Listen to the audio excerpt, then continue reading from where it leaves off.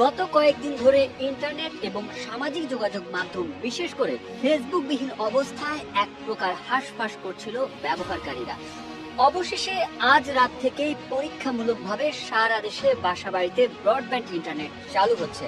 আর আগামী রোববার বা সোমবারের মধ্যেই মোবাইল ইন্টারনেট চালু হবে।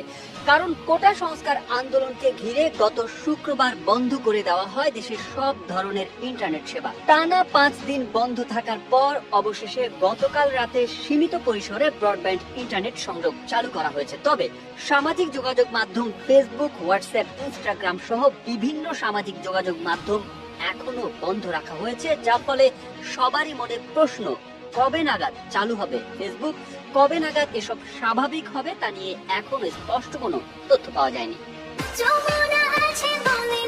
যমুনা রেফ্রিজারেটর, খাবার ফ্রেশ তো লাইফ জম্পেশ।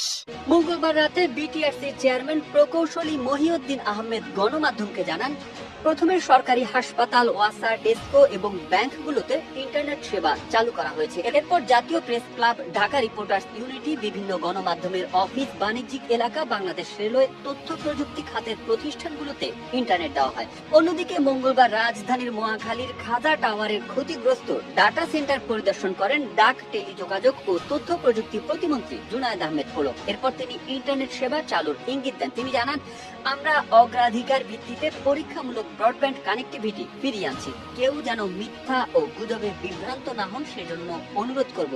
মিথ্যার সংবাদ দেখে আপনারা কেউ বিভ্রান্ত হবেন না, আবেগতাড়িত হবেন না। মূল ধারার গণমাধ্যমগুলোর সংবাদকে প্রাধান্য দিতে হবে, সেগুলো সবার আগে জনগণকে গ্রহণ করতে হবে। কোটা প্রথা নিয়ে এবারের আন্দোলন ছিল দ্বিতীয় দফার আন্দোলন।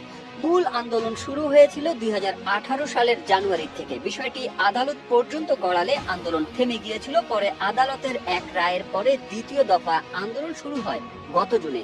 এরপর তা ক্রমান্বয়ে সহিংস রূপ নেয়। এ অবস্থায় সরকার সব ধরনের ইন্টারনেট সংযোগ বন্ধ করে দেয়। গত 18 জুলাই রাত আনুমানিক 9টা পর্যন্ত ব্রডব্যান্ড ইন্টারনেট বা ওয়াইফাই সংযোগ চালু ছিল। এরপর সেটি পুরোপুরি বন্ধ হয়ে যায়। একই ঘটনা ঘটে মোবাইল ইন্টারনেটের ক্ষেত্রে। ফলে সামাজিক যোগাযোগ মাধ্যম ব্যবহার সহ ইন্টারনেট কেন্দ্রিক কার্যক্রম বন্ধ হয়ে যায়। অনলাইন নিউজ পোর্টাল সহ সংবাদ মাধ্যমগুলোর কার্যক্রমেও এর প্রভাব দেখা যায়।